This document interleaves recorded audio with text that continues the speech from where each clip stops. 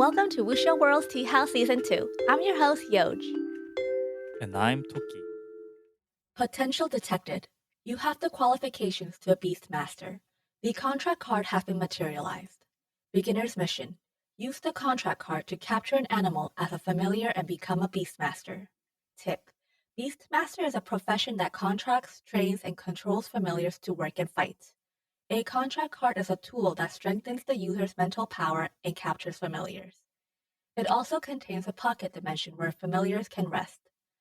The success rate of capturing a creature depends on the user's mental strength and the quality of the contract card. Don't capture creatures that you cannot control. Otherwise, the contract card may be damaged or the familiar may retaliate.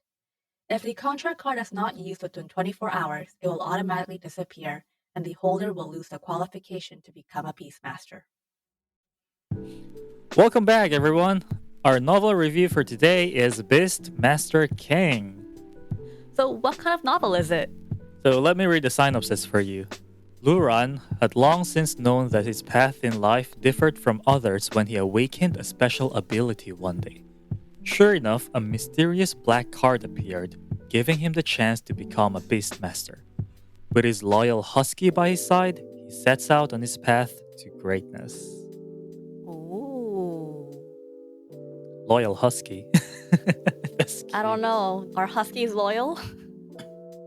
Oh, they are. They're smart, mischievous, but they're quite loyal. Yeah. Okay, so the novel stars in Green Sea City, where a insect fighting tournament is taking place. An insect fighting tournament? I've never heard of an insect fighting tournament. I've heard of dog fights and cock fights, but insect fighting, how does that work then? You just let them loose and hope for the best? You can't train an insect. Haven't you done that when you were younger, like spider fights? No. You have? Oh, so when we were young, we had this game we would capture spiders and then put them in a matchbox, and then you would have a stick, and then when you open the matchbox, the spiders will crawl on the stick and they'll start fighting. And then Wait, for reals? Yeah. Insect fighting is a thing? You never had that? You never saw that? Yeah. No. I've always no. I see spider, I kill spider. Yeah, and then sometimes the spiders would be like, nah, we're not interested in fighting, but sometimes they fight and then they start wrapping the loser in web. Yeah. I'm so baffled. So that's an actual thing, like a spider fighting. Okay. Learn something new every day. You're probably thinking is that why you're so fucked up? What kind of games have you been playing? Okay. I didn't directly participate in it, but kids when I was growing up, they used to do that. I have never ever done any kind of spider fighting, insect fighting in my life. But I guess it makes sense that Luran is in an insect fighting tournament then, so it's just me who doesn't know it. Okay, it's not some fiction fantasy that's been created by the author. Good to know, to know. But before anyone starts thinking why is it Beastmaster King, not Insect Master King? So not gonna lie, this is just a start, okay? This is just a start, okay? Yeah, it's just a start of the novel.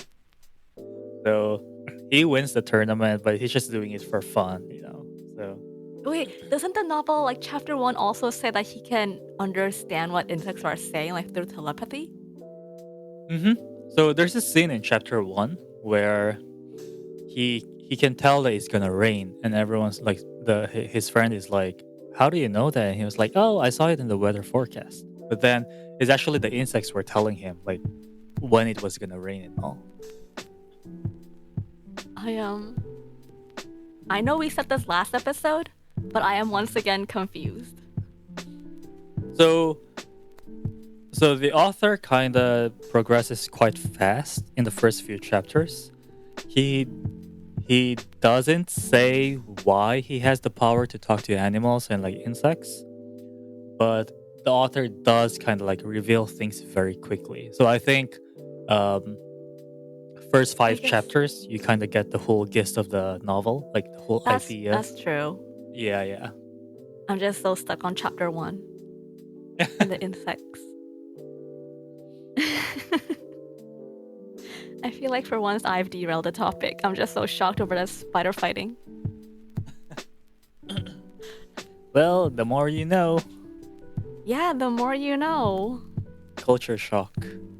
All right. You know what? Enough about spiders, and let's move on with the novel. Okay, then let me read out the little excerpt from chapter 1 then. So, Luran had never lost an insect fighting tournament ever since he started competing. How was that possible? How could a teenager have more experience with cricket fighting than a group of old men? Luran laughed. It was just luck. Suddenly, he felt a gaze coming from the crowd. A chill shot down his spine. Well, everyone, I'll be leaving first, Luran said, his expression quickly changing. He immediately put away his beloved general and squeezed through the crowd. Before he could get away, however, he was blocked by a young girl who had taken a shortcut. She was tall and beautiful with long, dark brown hair tied into a ponytail and a pair of long, slender legs. Her vibrant face set into a dark expression. Well, that's our obligatory beauty. I feel like every novel has to have an obligatory beauty. Uh-huh. Question is It's like, what role is she gonna play in this novel? Is she gonna be like, just a friend? Something more? something even more. Yeah, something even more. Like, what's her relationship with the RMC? Oh, so someone actually commented. So this novel is live now, by the way, so people can comment on it already. So someone commented, as soon as you start reading a new story, you start speculating about MC's future friends. The obligatory fat guy, the poor guy, the rich and powerful beauty with the secret. So I think this is the beauty, right? I think so too. I think she's definitely the beauty. But And someone else commented, it's always long, slender legs. I don't know, man. I appreciate character descriptions, but when the female ones get so repetitive, there's always the golden trio in each novel where a female lead will have all 3 or at least one. Snowy bosom, jade skin, slender legs. even the previous novel that we were talking about, Daddy is Too Strong, like our female character, like from the very start, we talk about her small face, beautiful skin, long hair. You know what? The commenter is definitely right. I think there's a difference in Chinese and Korean novels because if you look at it, they love to describe beautiful women, but the way they describe them is like different. Like in Chinese novel, is always like slender, long legs, jade skin, big bosom. But in like Korean novels, it's always like small face, like long hair, pretty. So maybe, that's one thing I noticed at least. I guess so. Yeah. Okay. But you know what? She does, our female character here, Fanglan? How do you pronounce that? Fang? I have no idea. It's Fanglan? Fanglan. Okay, Fanglan, yeah. We're gonna get killed over this. But you know what? She does have another character description.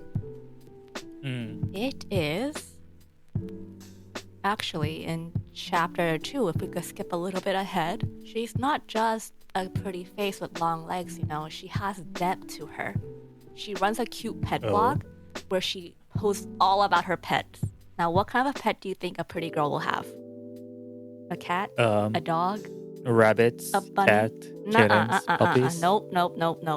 She calls herself a cute pet blogger, but her pets are snakes, spiders, scorpions, and centipedes, and all of that stuff.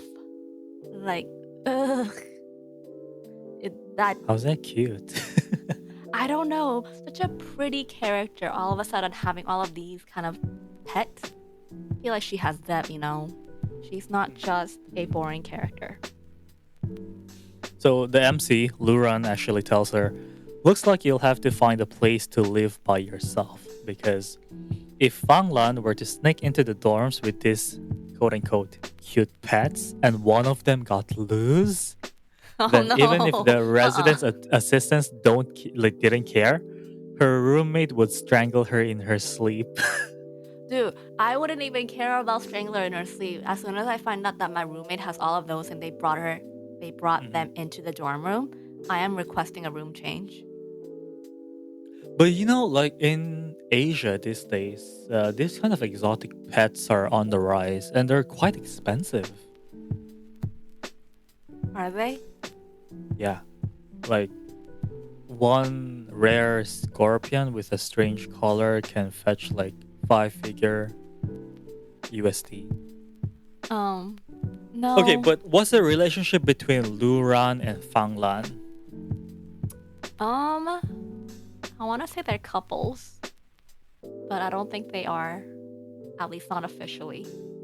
They're childhood sweethearts. So in chapter 1, the author describes the relationship. He says, he and Fanglan were childhood sweethearts, and their parents were close friends as well. Hence, when Luran's parents passed away, the Fang family adopted him. Oh, he's an orphan! Yeah, so he's an orphan, and his parents left him a large sum of money, enough for him He's to a live rich comfortably. orphan. So he moved out on his own as soon as he was able to. The author does describe their relationship as childhood sweethearts, but I'm not sure. It doesn't. They sound more like friends than actual Right? lovers, right? At least I right mean- now. Maybe that's what childhood sweethearts are, you know? Someone commented on chapter 1. He or she goes like, I pray to the heavens and the myriad gods. Let these two have a good relationship going forward. My poor heart cannot stand more NTR or lover stealing. Wait, what's NTR? Okay, NTR stands for Netorare. Netorare, I'm not sure how to pronounce it. So basically, it's a Japanese genre where the protagonist or the guy has his lover taken away from him. What? No. No. Both willingly or forcibly. And if I'm not mistaken, it is actually a pornography genre. Is it really? Yep. Jeez. Okay. And someone commented underneath like, which novel you read that have NTR? Please let us know. Please let me know. I want to avoid them. Yeah. Let me know so I know which ones to avoid. For reals. Okay, let's get back on track before we completely go over to porn genres. So let's go to the part where he actually gets the black card. Okay. So like apparently he's walking from the cafe where he just partied with this childhood sweetheart, and then a black card just appears in his palm, right? And then the card is the size of a playing card, but it feels like it's made out of plastic. So it's not like a punch card from a restaurant or any like random flyer though. It's just an actual card, and it just appears in his hand. Mm-hmm. So, like clearly he thinks he's like hallucinating, right? Mm-hmm. And he hears a voice, so doubly hallucinating. What the voice says is, potential detected. You have the qualifications to a Beastmaster. The contract card has been materialized. Beginner's mission. Use the contract card to capture an animal as a familiar and become a Beastmaster. Tip. Beastmaster is a profession that contracts, trains, and controls familiars to work and fight. A contract card is a tool that strengthens the user's mental power and captures familiars. It also contains a pocket dimension where familiars can rest. The success rate of capturing a creature depends on the user's mental strength and the quality of the contract card. Don't capture creatures that you cannot control. Otherwise, the contract card may be damaged or the familiar may retaliate. If the contract card is not used within 24 hours, it will automatically disappear, and the holder will lose the qualification to become a Beastmaster. So the first tip says that Beastmaster is a profession that contracts, trains, and controls familiars to work and fight, right? Mm-hmm. Is it just me, or does it seem like Pokemon? Yeah, I was actually thinking the same thing. Because it says that you can use the contract card to capture an animal. And then it also says there's a pocket dimension where familiars can rest. This kind of feels like a Right. cross between Pokemon and Digimon. Oh my god, Digimon. I haven't seen that in such a long time. I forgot about that. Yeah, this does remind me of Pokemon. It's like, but then there's also like a pocket dimension where familiars can rest. A contract card is a tool that strengthens the user's mental power. So that's something to look out for. No spoilers. And tip number 3, contract cards cannot be used on humans. I mean, I guess since they specify that it has to be an animal. But humans are animals? No? We're mammals, not animals. I'm not sure if what's that the makes a difference. Where's the distinction? The fact that we can talk? That we have higher thinking capable? Clearly not. You know we have this saying in Korea where if you call someone an animal, like all the animals are gonna get upset and say, "We don't claim him."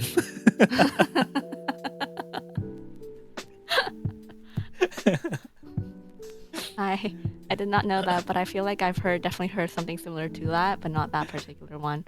Just like, oh, you're such an ass. Well, the asses won't claim them, so like, stop being mean. The ass will be like, "That's what I excreted. I don't claim it." Oh.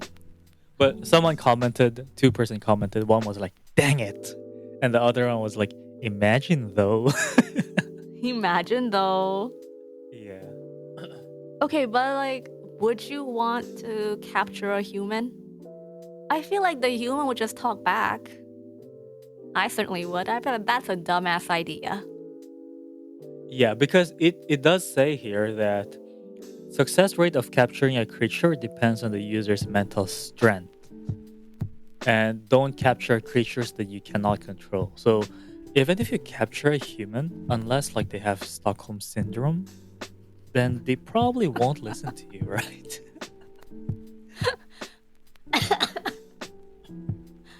Yeah.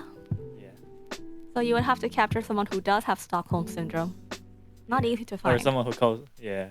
Or, like someone with 50 shades, that kind of stuff. We just got away from our porn genre. Okay, I'll behave. I'm sorry. So, if you had the black card, what animal would you contract as your familiar? Oh man, that's hard. A honey badger. Off the top of my head, maybe a honey badger. They're kind of vicious, Why? right? Yeah, they are. Are you sure you can control one though? I mean, I could just throw the not a pokeball. I don't know how do you capture The black card. Yeah, maybe I'll just throw the black card and hope for the best. We'll see how strong my mental strength is. What if the honey badger like grabs your black card and like throws it at you and you become the honey badger's bitch? Listen. The novel says that you can't capture humans, so you can't capture humans, okay? But I guess that just means I would lose my qualification to become a Beastmaster. Which, you know what? That's okay.